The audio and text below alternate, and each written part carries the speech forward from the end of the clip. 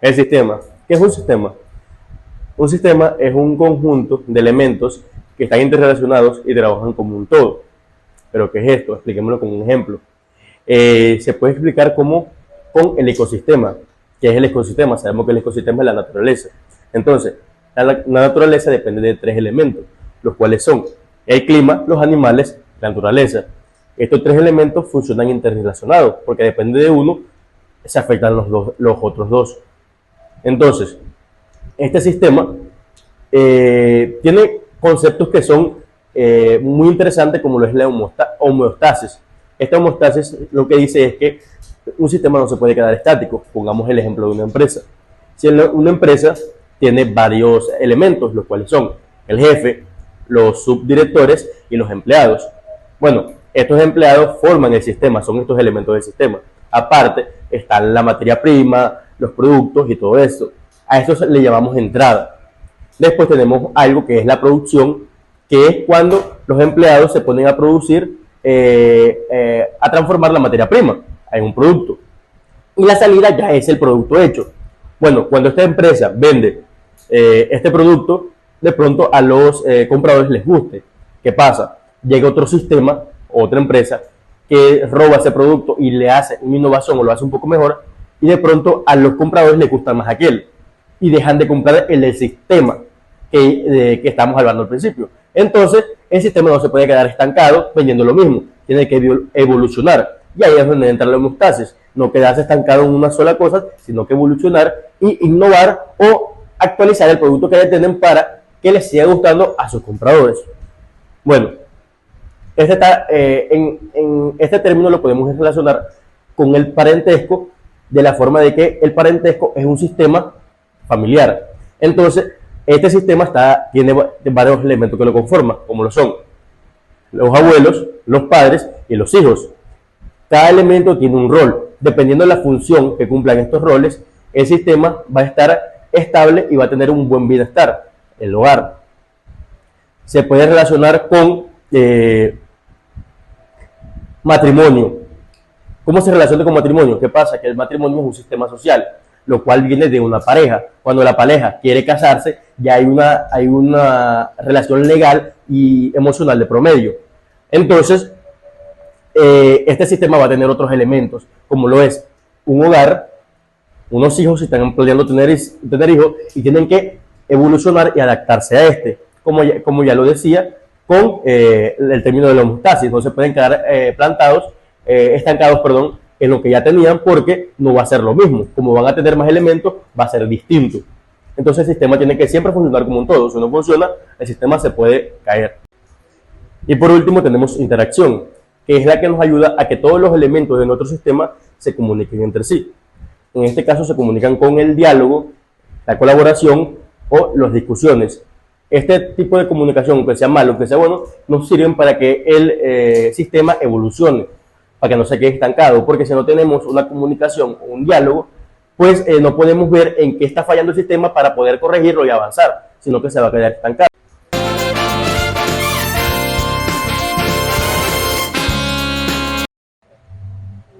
El parentesco.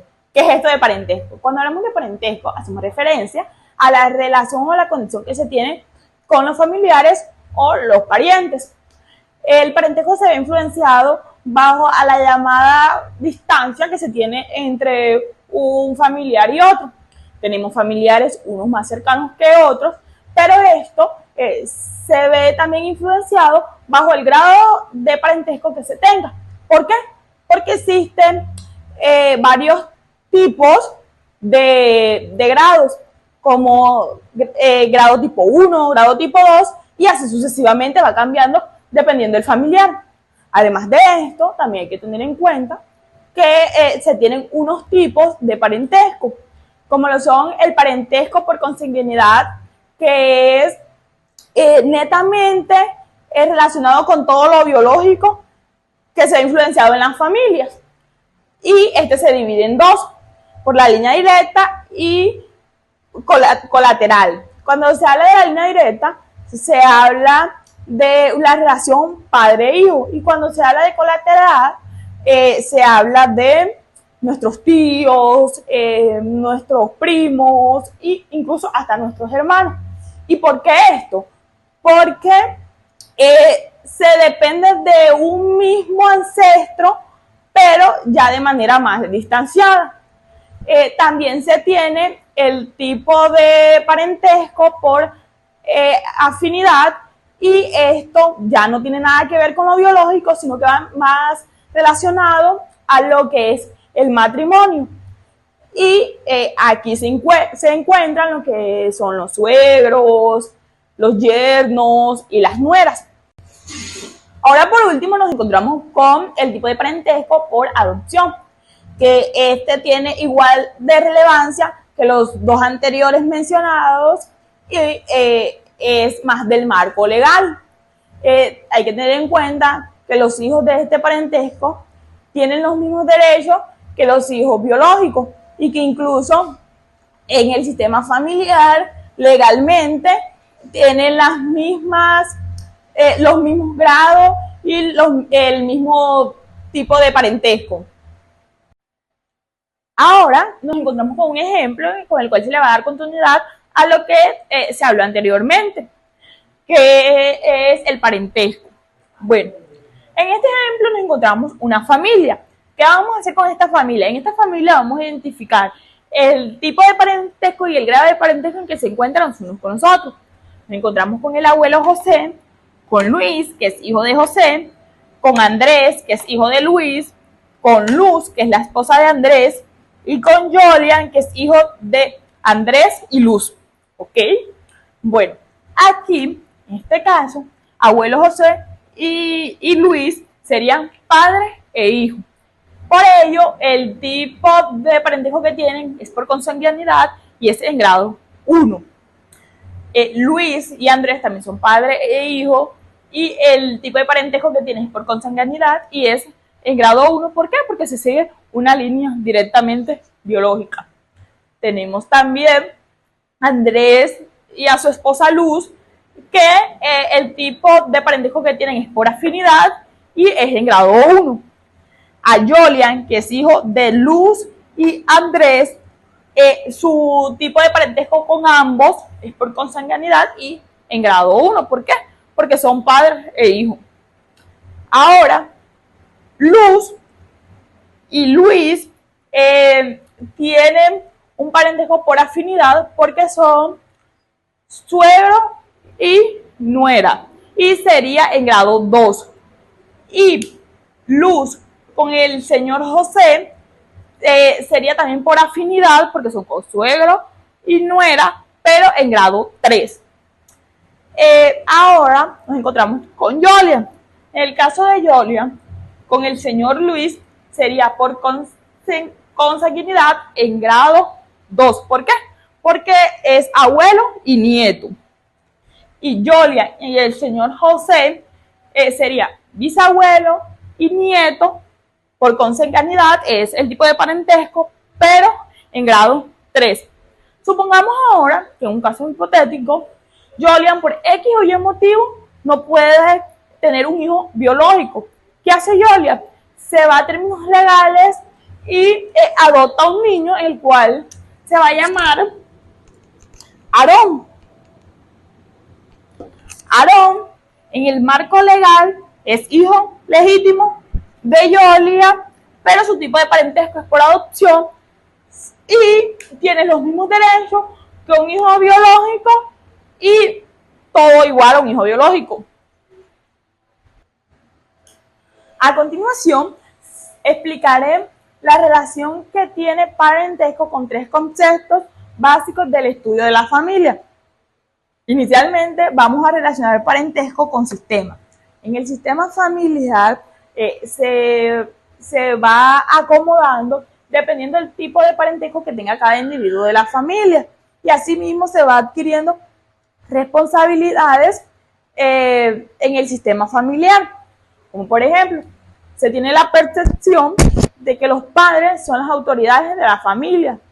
Entonces, ellos son quienes designan ciertos cargos a sus hijos o a sus sobrinos, y de esta manera se va acomodando ese sistema familiar y se le va encargando a cada pariente de unos deberes y unas responsabilidades. Ahora, la relación que encontramos entre parentesco y matrimonio ya es más de afinidad. ¿Por qué?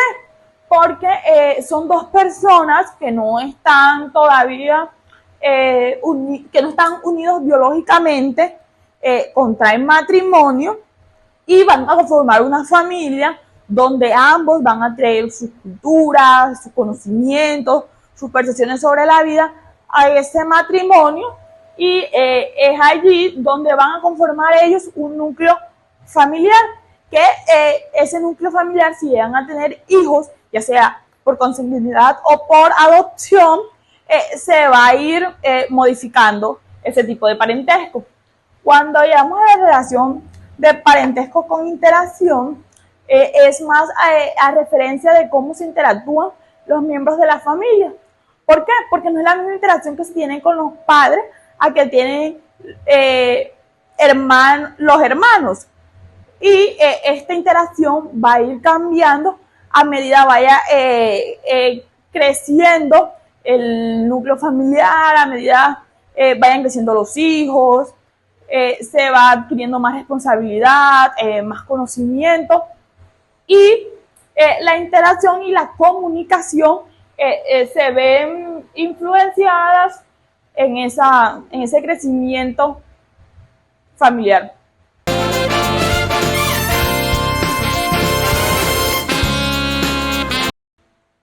Continuando, encontramos el concepto de matrimonio, el cual es la unión formal entre dos personas. Estas establece derechos y deberes mutuos, a menudo reconocida por la sociedad y la ley. Esta unión puede variar en su forma y significado cultural, influenciando aspectos como la economía familiar, la crianza de los hijos y la conexión con las familias extendidas, reflejando así valores y normas específicas de cada comunidad.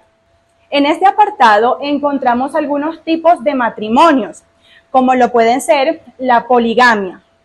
Esta está dividida en dos. La primera es la poliginia, que es un tipo de matrimonio en el que un hombre tiene múltiples esposas al mismo tiempo. Es común en algunas culturas y religiones y puede estar involucrado por razones económicas, sociales o culturales. Un ejemplo de esto son las comunidades wayú en La Guajira. En algunas familias wayú, la poliginia es aceptada como una conducta normal y especialmente se ve en los líderes y los caciques. Por otro lado, tenemos la poliandría.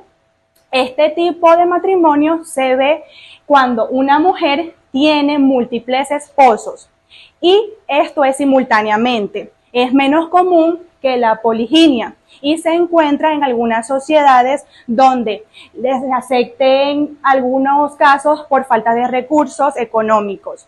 Entonces también podemos ver que un ejemplo de este puede ser la comunidad Cuna en San Blas. Esto se ve reflejado que las comunidades Cuda lo aceptan como algo normal cuando es especialmente en hermanos que se casan con la misma mujer. Continuando, tenemos el levirato. Esta es una práctica en la cual una mujer viuda se casa con el hermano de su difunto esposo. Esto se hace muchas veces para mantener la línea familiar y el bienestar de la mujer y de los hijos. Luego tenemos también lo que es el sororato.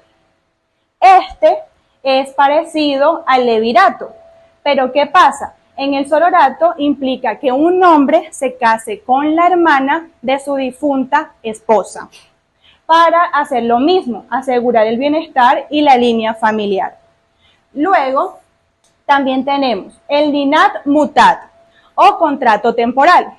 ¿Qué pasa aquí? Este es un tipo de matrimonio temporal en la tradición islámica, donde las partes encuentran o concuerdan un periodo específico para tener la unión, y esto se hace porque en algunas situaciones de los matrimonios permanentes no se ven influenciados o no lo quieren. En las bodas fantasma es una boda simbólica, una boda que se lleva a cabo y no es en la vida real y no es con una persona real tampoco. Es utilizado en contextos culturales específicos para honrar a los muertos o en situaciones que un matrimonio real no se pueda dar.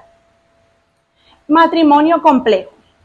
Este término se refiere a un sistema matrimonial que influye de todas las partes familiares e interacciones estructurales donde una persona puede estar involucrada en varias situaciones de unión simultáneamente, ya sea de manera formal o informal. Luego tenemos a la comunidad Oneida. Fue una comunidad utópica en el siglo XIX en Estados Unidos. ¿Qué pasa acá? Esta comunidad practicaba un sistema de matrimonio comunal donde todos, hombres y mujeres, eran considerados esposos y esposas entre sí, promoviendo así la unidad y la complejidad de esta comunidad. La devasí es una práctica de la India donde una mujer es dedicada a un templo. ¿Qué hace ella? Se convierte en la esposa de un dios. Esto haciendo que participe en rituales religiosos y a menudo involucrando a hombres en relaciones. Y esto tienen que ser también de la comunidad.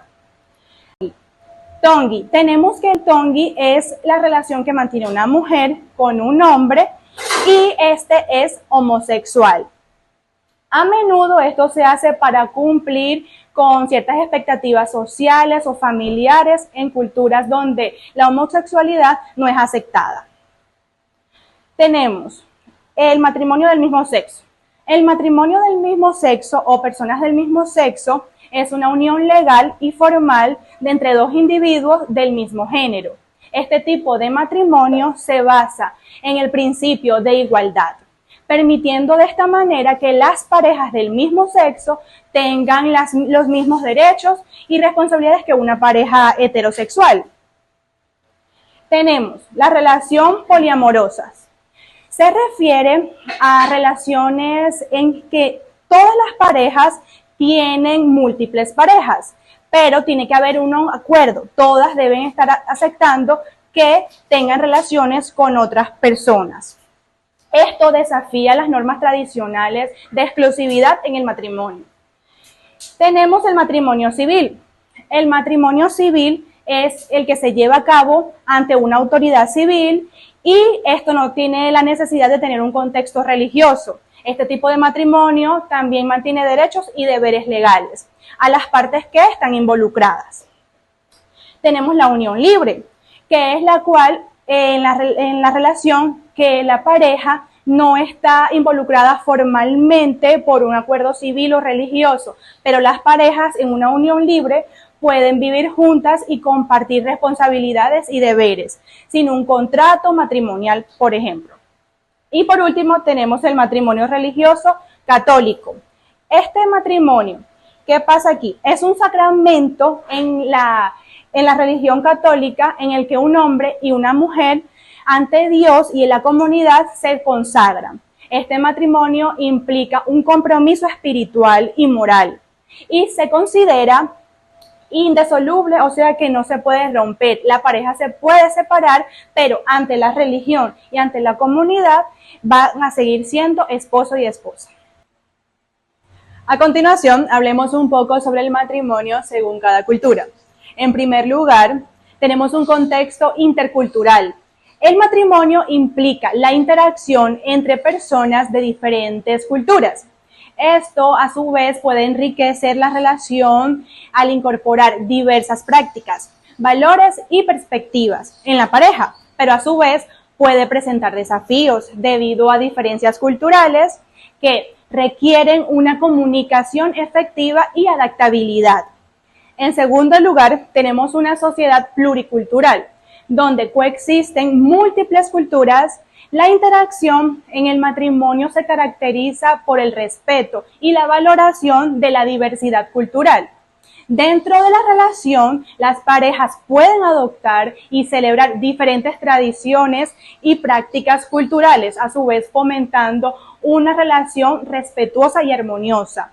Como último, tenemos un entorno multicultural. En este, el matrimonio puede involucrar una relación entre individuos que mantienen sus identidades culturales distintivas mientras comparten una vida conjunta. Pero a su vez la relación se beneficia del intercambio cultural y puede enfrentar desafíos si no se encuentran puntos de encuentro y a su vez también un respeto mutuo entre la pareja. Por último, en este apartado de matrimonio encontramos la relación del mismo con el resto de conceptos.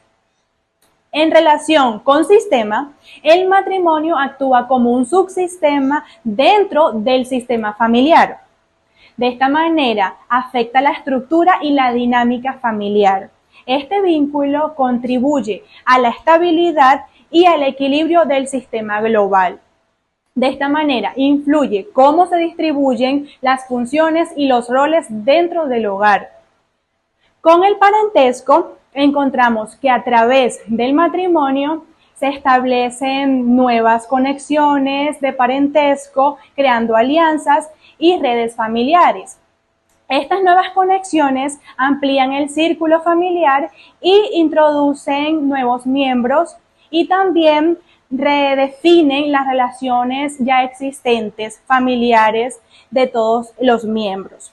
Por último, encontramos la interacción, en donde el matrimonio hay una interacción constante entre las parejas. Esto influye en su relación de ellos y de la familia en general. La comunicación en esta parte y la resolución de conflictos y el apoyo mutuo entre los cónyuges son esenciales para el restablecimiento de su vínculo y también para constar el sistema familiar en su totalidad en el beneficio mutuo para ambos y para la familia.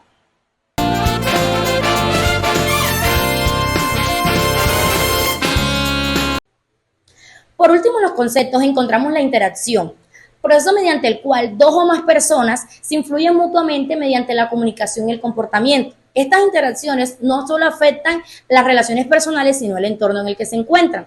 Estas interacciones las podemos conseguir de manera social, laboral y demás, modificando así las dinámicas y haciendo que las cohesiones y los grupos funcionen de manera adecuada. En los tipos de interacción encontramos de persona a persona, la cual es una interacción directa, donde podemos encontrar una simple conversación de amigos discutiendo pues el tema dónde van a ir el fin de semana. También podemos encontrar la disputa, que sería pues dos amigos dando su punto de vista frente a un proyecto escolar. Y por último la ayuda, que sería pues un chico ayudando a alguien a pasar la calle que lo necesite. También encontramos persona-grupo. Esta es una persona la cual se comunica con un grupo de personas que tiene un interés en común. Un ejemplo claro sería un líder motivando a su equipo y viceversa, el equipo motivando a su líder. También encontramos una presentación o exposición que un compañero haga al resto de su grupo. Por último encontramos grupo o grupo, que sería un ejemplo claro, serían dos equipos de fútbol jugando un partido. Ahora encontramos la relación que existe entre interacción y los demás conceptos. Primero, encontramos sistema. Para que este funcione se necesita una comunicación y un comportamiento adecuado, ayudando así a una cohesión y un funcionamiento del grupo.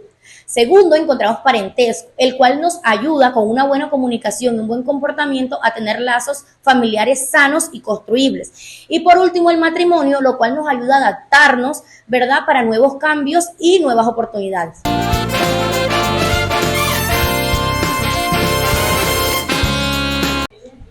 Bueno, en el transcurso del video hemos brindado información necesaria y pertinente para el estudio de la familia. Aquí hemos definido conceptos como son la interacción, como es el matrimonio, como es el sistema, pues que la familia también son un sistema, e incluso la interacción, que es lo que permite que esto sea un sistema y que mantengan una homeostasis entre ellas.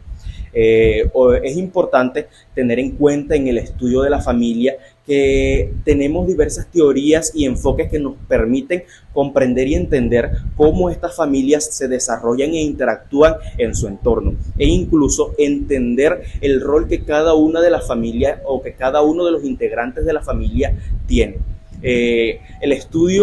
Este estudio de la familia es crucial en diversos aspectos. Por ejemplo, en el ámbito político, pues este les permite a los estados crear políticas en pro del desarrollo de la familia, claramente teniendo en cuenta estos aspectos mencionados anteriormente, estas teorías y estos enfoques que le permiten a este estudio comprender cómo interactúan y se desarrollan en su entorno.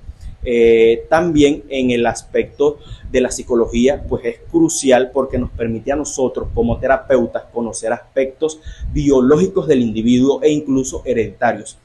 Por ejemplo, podemos tener que en la familia de nuestro paciente tenemos que el tatarabuelo o el abuelo padeció de alguna enfermedad, de pronto de depresión, padeció de Alzheimer, alguna alteración cognitiva, pues podemos entender que estos aspectos pueden ser heredados por el paciente e incluso puede presentarlos. Pues claramente tenemos en cuenta que por más que estos aspectos sean heredados, pues necesitamos que el entorno les dé el estímulo necesario para que esto evolucione, como por ejemplo la depresión o la ansiedad. Entonces, como terapeutas, el estudio de la familia de nuestro paciente, pues nos va a permitir entender todos esos aspectos que lo componen y que lo desarrollan, y de esta manera poder brindar una terapia mucho mejor y personalizada.